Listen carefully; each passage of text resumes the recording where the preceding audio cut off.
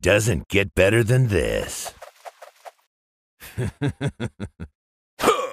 What's up everyone and welcome to Potato Monster's League of Legends Top 5 Plays Hexakill Edition. Without further ado, let's get into our number 5 play with Immunity on the Queen of Resets, Katarina. In the beginning, we see blue team rushing down Baron as the friendly Lee Sin moves in and goes for the steal, but blue team gets it and he pays for the attempt with his life. Now left in a 5v6, red team is in trouble as blue team immediately looks for a fight with their fresh Baron buffs. We see Katarina waiting off to the side and then she sees an opening and goes in on Thresh for the kill, using the reset and Zillion's bomb to start rampaging the enemy team. One by one, the entire enemy team crumbles as Katarina does what she does best to clean up the 5v6 and pick up the Hexakill.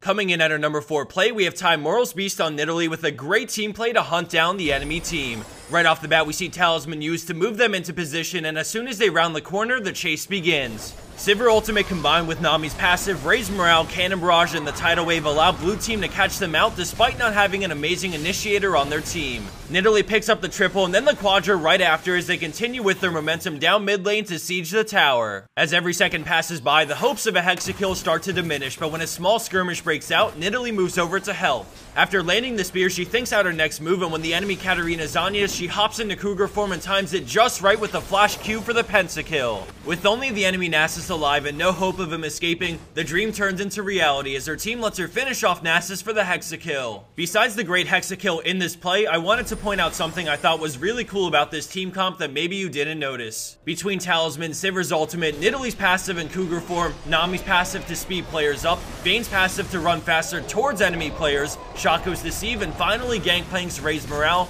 this team moves fast. And that's also not including the global ultimate from Gangplank to slow down the enemy team and an excellent tidal wave to follow it up. So every one of these things come together and form a team that you just can't outrun, and in this play we see blue team use this strength to great success.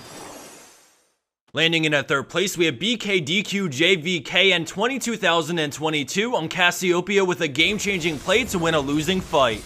At the start, we see red team lose 2 players almost immediately, leaving Amumu surrounded by enemy players and in a terrible spot. He takes the only way out and flashes over the wall as the friendly Queen goes down, leaving red team with only 3 players alive. We now see Tryndamere coming around the side to help out, and Cassiopeia is right behind him, and right as Amumu goes down, we see a beautiful 5-man ultimate, followed by an arsenal of different poisons to melt down the enemy team. Left in a 1v1, she pumps out tons of DPS on Aurelia, securing the pentakill in a fight that looked amazing at the start for blue team. A few moments later, she decides to get mid lane pushing before recalling, but then out of nowhere, the enemy Graves shows up, but he's no match and goes down shortly after for the unofficial Hexakill.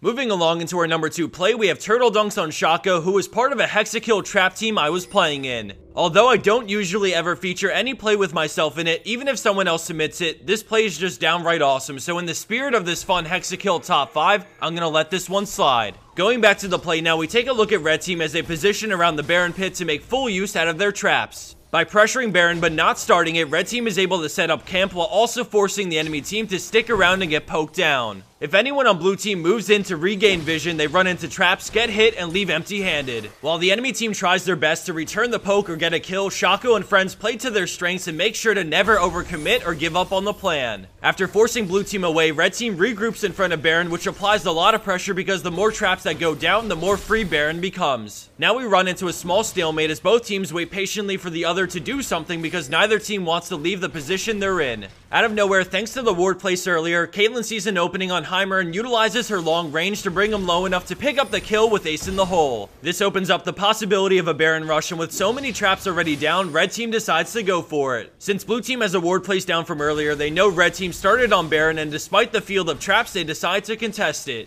We see Ahri Spear rush in and immediately get feared as Shaco secures Baron and the fight erupts. Thanks to all the traps placed from before, the turrets from Heimer, and some solid team fighting from everyone, red team takes 4 kills total and a Baron off of this play, winning the game shortly after. And for our number 1 pro play for this week, we have Gordo with a huge play on Wukong. At the beginning, we see him headed over towards his jungle camp to cash in on the conservation stacks, but as this is happening, the enemy Blitzcrank catches Tristana and they immediately bring her down. The fight continues with blue team clearly winning, and as red team goes into full retreat, we see Wukong waiting in the river for his chance to go in. With all 6 members of the enemy team still chasing, he decides to run alongside them, and then we see a talisman popped as the enemy Blitzcrank shoots and scores on Tryndamere. All of a sudden, Wukong comes in from the side straight into an amazing cyclone to knock up the entire enemy team. Despite Soraka's heal, he shreds through it and finishes off Kha'Zix for the kill, and then Karthus and Fiora right after. Then he auto-attacks Soraka, and with the help of the tower and red buff, he grabs the quad and then sees an opening when Blitzcrank gets too close, jumping over the wall for the pentakill. Left in a 1v1, he rushes at Jinx and then moves to the side to dodge the zap, finishing off this play with a Hexakill out of a 1v6 scenario. Thanks for watching, everyone, and I'll see you back here next week for some more high-quality League of Legends action.